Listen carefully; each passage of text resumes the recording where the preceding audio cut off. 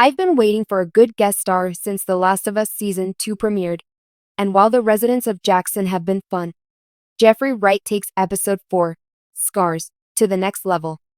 It's been a while since we've seen Fedra, and even longer since The Last of Us brought us into the thick of the politics and violence of another emerging faction. As we learn who the WLFs are and their war with the cult known as the Scars, the show's familiar patterns emerge alongside solid action and emotional moments that keep us rooting for the characters. The Last of Us Season 2, Episode 3, was a recovery period for both the series and Ellie. While I wasn't as moved by the episode, the break in the tension was beneficial in the lead up to the mountains of information we received in the season's fourth installment. The opening title card, Seattle Day 1, doesn't bode well for Ellie and Dina's fast and safe return to Jackson, but there is little question that their journey is just getting started. I'm excited about the new lore teased in Episode 4 and the way the story's scope has widened. Some big revelations come to light in Scars, and it's clear that the plot was structured to keep things moving after the methodical pace of The Path. We get quality time with Dina and Ellie as they follow Abby's shadow. There's been no sign of Caitlin Deaver since we saw Abby stick a knife in Joel's neck, making me wonder if she's hiding somewhere within the WLF at all. By the end of the episode, we know that Ellie and Dina have unwittingly walked into a war zone, and they'll have to fight for much more than their revenge. While most of the action happened off-screen in The Path, The Last of Us picks back up with the action and gore in Episode 4. Wright's character, Isaac, a familiar face from the game, is already shaping up to be an amazing villain, though the episode successfully makes us question whether there is any right side in the conflict between the WLF and the Scars. A religious cult always ramps up the mystery and magic of any story, and the harsh dichotomy between the militarized WLF and the naturalistic Scars paves the way for an interesting war. As usual, The Last of Us punctuates the heart-pounding anxiety of battle with some sweet, quiet breaks in the excitement. The moment when Ellie picks up the guitar and sings for Dina, it's almost too vulnerable and raw to stand. However, Ramsey made the scene work, allowing Ellie to show a little insecurity and embarrassment while also taking herself seriously and letting Dina in. Episode 4 relies heavily on the chemistry between Ramsey and Merced.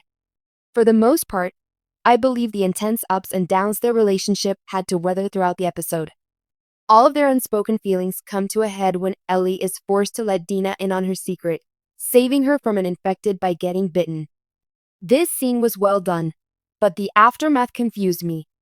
I understand it's a stressful time, and she almost just lost Ellie, but I'm shocked that Dina had no follow-up questions after the reveal that Ellie's immune. We'll come to see that one truth typically leads to another. Dina will doubtlessly find out about Joel's massacre of the hospital, even if it doesn't happen until they finally corner Abby.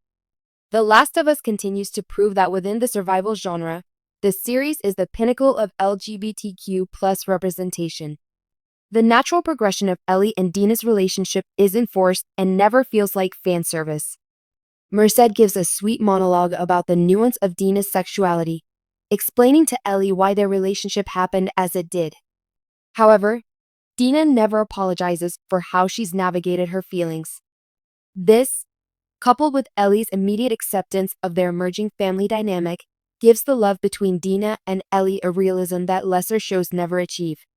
However, Ellie knows things have changed now that Dina's pregnant. The stakes and cost of their mission have gone through the roof, and Ellie is poised to have even more to lose than she already did. If Ellie is the other side of Joel's coin, she won't hesitate to go to extreme measures to protect Dina and the possibility of a family. Additionally, we wonder how Dina will react to Ellie's secrets and what Ellie will sacrifice. However, I doubt that Dina will be willing to risk losing Ellie over the faraway possibility of a cure. By the end of Scars, the next mission for Dina and Ellie is clear. They're going to have to cross the war zone of Seattle for the chance that someone will know where Abby is. It's a reckless and costly mission, but the pair knew this from the moment they left Jackson. The two of them won't be able to make it through this by themselves, so I'm interested to see if unauthorized reinforcements from Jackson might appear at some point in the next episodes.